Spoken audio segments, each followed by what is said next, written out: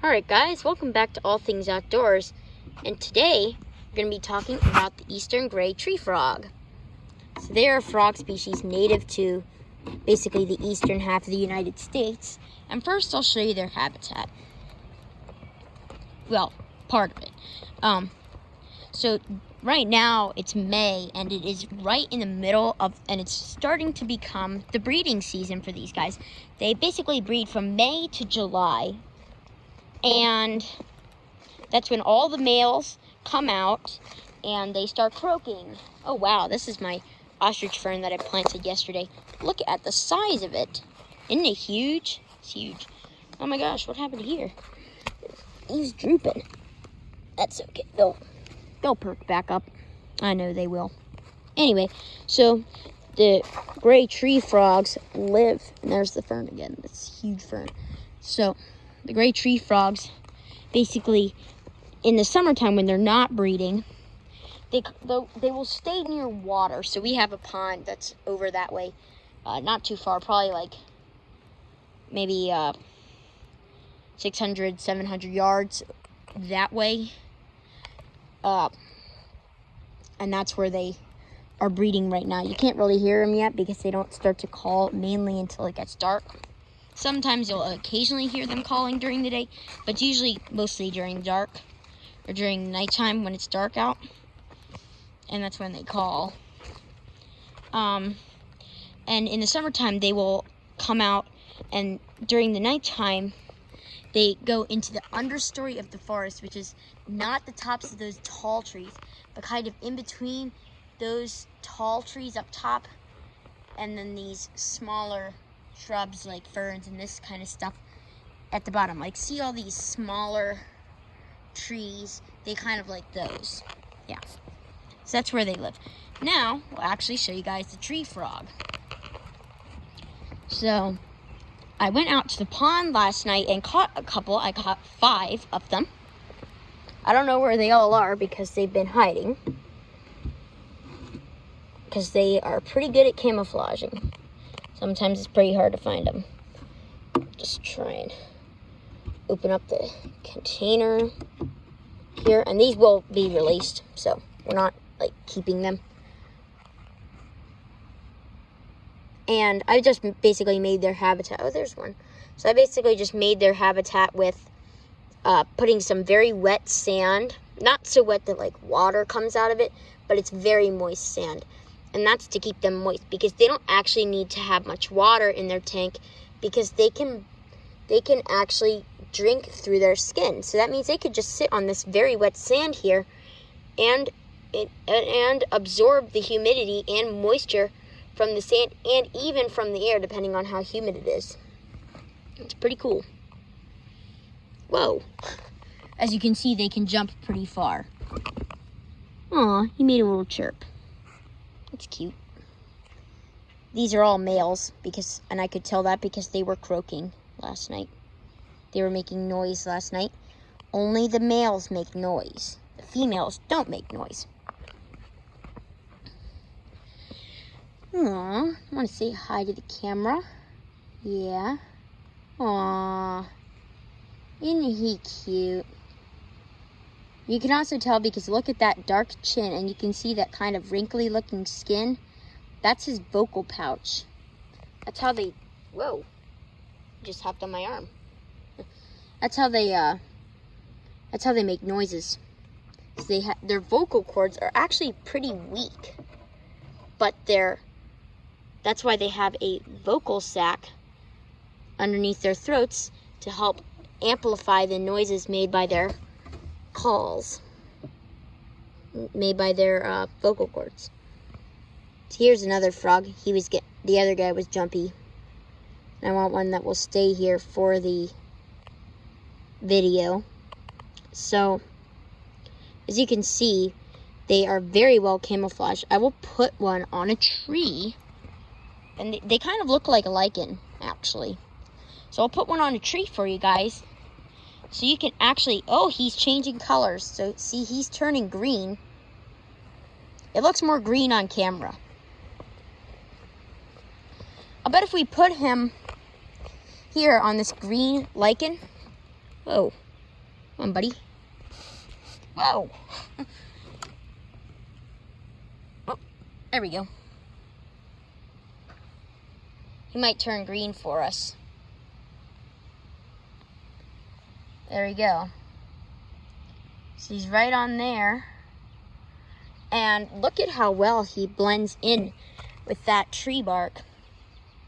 And also look at that beautiful orange coloration on his legs. The patterning on this guy is so incredible to look at.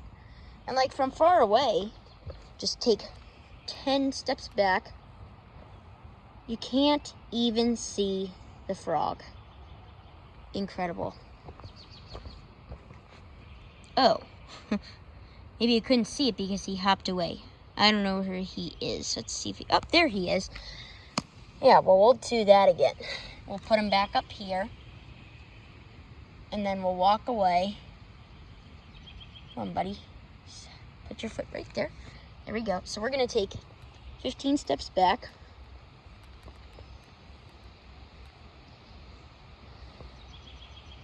And look, you can't even really see the frog. You can see that dot right there next to the ivy. That's the frog. You can kind of see him more in person, but he's still pretty camouflaged. Like, you can only see him once you get closer. Pretty incredible. And that's how he catches his food. At nighttime, they'll go out and roam in the understory of the forest, and they'll just hide there on tree trunks. And they'll just hide there on tree trunks and catch their food. Oh wow, he definitely turned a lot more green. Look at, whoa, that was a big leap for a small frog. Yeah, they're very good at jumping, which is why they are so good at avoiding predators. They're very good at avoiding predators. Whoa. And they don't even always hop. They can actually walk like that. Isn't that cool? Now he's, whoa, buddy. Let's put this guy back because he's getting jumpy. We'll get another frog. There. Whoa. You're not escaping, buddy. I have to study you guys for important research. So he's kind of a sand color because he was sitting on the sand. And they are all males. So they're basically all male frogs, and they are very important to the ecosystem because they help control the populations of bugs, as they're actually insectivores, which means that they only eat bugs. And that will help, and they basically will eat flies, mosquitoes, ants, little beetles, stuff like that. And that helps keep the population of those kind of bugs down. And maybe small spiders. And that's basically all they eat. But they can help keep the pest population down, which is pretty important considering I know most of you guys, probably everyone watching this video, do not like mosquitoes. I know I don't. You guys get eaten alive by mosquitoes all the time. Do they go after you? Tell me down in the comments below. I'm actually pretty interested to hear because I know I am. It's like I'm like a mosquito magnet, especially at the pond. There's a lot of mosquitoes there. Whoa. So these guys, basically they eat bugs, and they are, whoa. Where did he go? Oh, there he is. He jumped pretty high. We're gonna, whoa, put him back because he's getting way too jumpy. Let's get this guy. Here we go. So they can eat bugs, and they don't really get too much bigger. Oh, he's jumpy too. Where's a non-jumpy one? Whoa, he's on the kiln. We got him. Let's put you back. Unless you, are you going to be wow, look at how he stretched out his legs. That is incredible. Aw, he's cute. So, and they don't get much bigger than this. The females are bigger than the males. This is a male. So the females probably get maybe like 1/8 of an inch bigger. They don't get much bigger. It might get a little bit bigger, but it's not really that noticeable unless you see both of them next to each other. And they're opportunistic feeders, which means that they will basically, any bugs that they come across, they will eat them, unless they're like poisonous.